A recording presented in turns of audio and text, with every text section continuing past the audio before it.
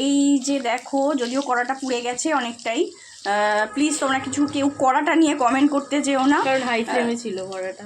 হ্যাঁ, তো কড়াটা নিয়ে দয়া করে কেউ কমেন্ট করো না। হ্যাঁ, বাজে কমেন্ট করলে আমাদের একটু মনটা খারাপ হয়ে যেতে পারে। তো বুঝতেই পারছো এটা চিকেন, সেটা নিশ্চয়ই আর বলে দিতে হবে না। তো এটা চিকেনের একটা রেসিপি রান্না হচ্ছে, যেটা আমরা মানে কীরকম টাইম বলবো, স্ন্যাক্স টাইমে, মানে ইভিনিংয়ে স্ন্যাক্স হিসাবে খেতে পারি, সেই রকম একটা কিছু জিনিস বানানো হচ্ছে। এবার বলো তো তোমরা কিছু বুঝতে পারছো? থাক ছেড়ে দাও, তোমাদের চাপ নিয়ে লাভ নেই, আমিও একটু দেখিয়ে দেওয়ার চেষ্টা করছি, ওয়েট। তো বন্ধুরা, এবার আমরা যে রেসিপিটা বানাচ্ছি সেটার এবার খুলাসা করতে চলেছি। তো দেখো এবার কি, টেন। তো এই যে তোমাদেরকে দেখিয়ে দিলাম, এবার তো বুঝতেই পারছো এটা হচ্ছে বার্গার। দেখ কিভাবে বার্গারটা বানানো হচ্ছে। আগে প্রথমে আমরা ঘরোয়া পদ্ধতি, হ্যাঁ একদম ঘরোয়া পদ্ধতি, কেউ যেন আবার এটা নিয়ে কিছু মাইন্ড করো না বাবা, কোনো কারণ হ্যাঁ নেই। হ্যাঁ সেটাই।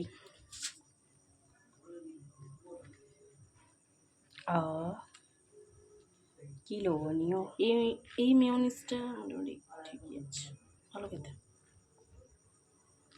এটা কি বলে, মানে ভেজ মেয়োনিজ, মানে এটা কি হিসাবে পাওয়া যায়? এটা হচ্ছে তন্দুরি মেয়োনিজ। আচ্ছা, এটা এরকমই ইউজ করা যায় আর কি, বার্গার টার্গার, স্যান্ডউইচ। এই শ্যামাপোকা আসেনি হচ্ছে কালী পুজোর সময়, এখন এসছে সবাই মিলে পার্টি করছে রোজ এসে, ঘরে বাইরে। তো এটা হয়ে গেছে, এবার আমি এতে কেচাপ দেবো।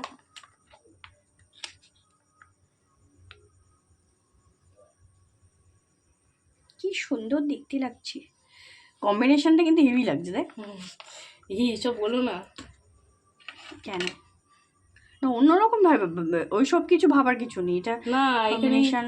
এটা লাল হলুদ কিসের কম্বিনেশন সবাই বুঝতেই পারছো। এবার যারা না সেরকম কিছু ব্যাপার না, মানে ভালোই লাগছে আর কি। হ্যাঁ এমনি তো অনেক কিছুতেই ভালো লাগে এটা দেখতে, এই লাল হলুদ কম্বিনেশন, বাট কেউ পার্সোনালি নিয়ে নিও না। তবে কিন্তু খুব ইয়ামি লাগছে। এই কি হচ্ছে, নজর দিবি না, বয়ে গেছে।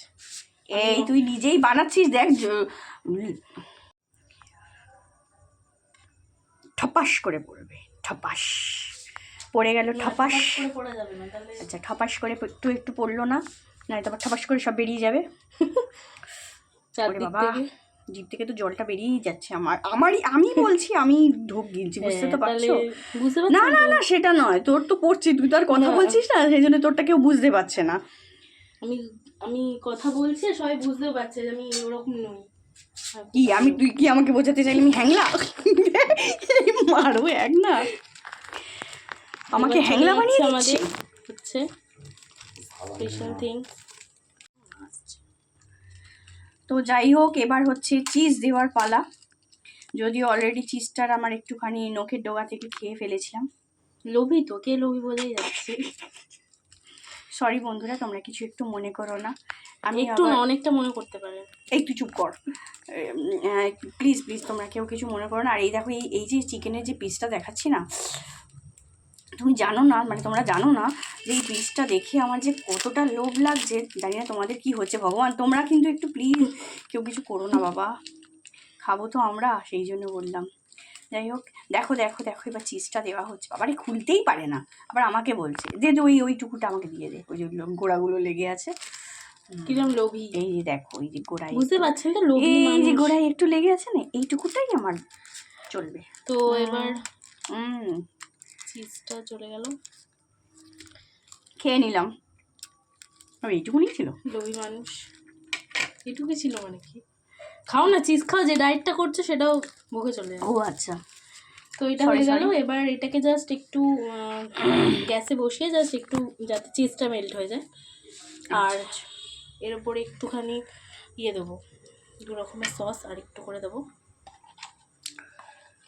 দেখো কিন্তু বন্ধুরা, একদম ঘরোয়া পদ্ধতিতে করা হচ্ছে, তোমরা হয়তো অন্য ভাবেও করে থাকো, বাট আমরা এইভাবে করছি। তোমরা আবার এইটা নিয়ে সত্যি কেউ কিছু বলো না যে এইভাবে তৈরি হয় না। আর আমরা লেটুস পাইও নি। হ্যাঁ, এখানে লেটুসটা দিতে হতো, যদিও আমরা লেটুস কোথাও পাতাটা পাইনি। পাওয়া যায়নি। মানে আমাদের স্টেশন পরের স্টেশন, দুটো স্টেশন ঘুরে নিয়েছি, মানে স্টেশনের বাজারগুলো পাওয়া কোথাও যায়নি। পাইনি। তো যাই হোক,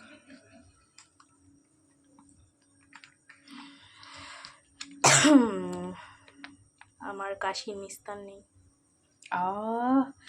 বন্ধুরা গো, কি বন্ধুরা সসটা গো, খাবে না? বন্ধুরা গো, না বন্ধুরা গো, কি সস দেখে এরকম কি করছে, দেখতে- কি না বলবো রে আর? বাবা, সত্যি দেখ তো কেমন ইয়ামি ইয়ামি লাগছে, সেটা দেখে করছি। ও দেখবো আমি, দেখো ঠিক আছে। দেখো দেখো। না না না না, তুই একদম দেখিস না বাবা, তুই তো করছিস, তুই তো দেখবি। না কি দেখি করে আমি করবো। হয়েছি গো বন্ধুরা। চলো, রেডি হয়ে গেল, বানটা দিয়ে দাও, চাপা তোটা চাপা হয়ে পড়ে গেল, পুরোপুরি তো ভঙ্গিল এরম- পর্বত রেডি। এই যে এবার দেখো দেখো কতটা ভঙ্গিল পর্বত হয়েছে, দেখতে পাচ্ছ তোমরা? এই ভঙ্গিল পর্বত এবার যাবে গ্যাস ওভেনের মধ্যে। এটা একটু হাই ফ্লেমে রাখতে হবে গ্যাসটাকে, চলো দিতে থাকো। তাহলে ট্যান চিজটা ট্যান মেল্ট হবে। ট্যান ট্যান, চলে গেল ভঙ্গিল পর্বত।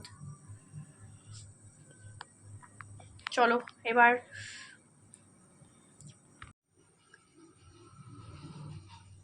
তো একদম এটা গরম, একদম রেডি টু ইট। এবার সার্ভ করা হবে। এবার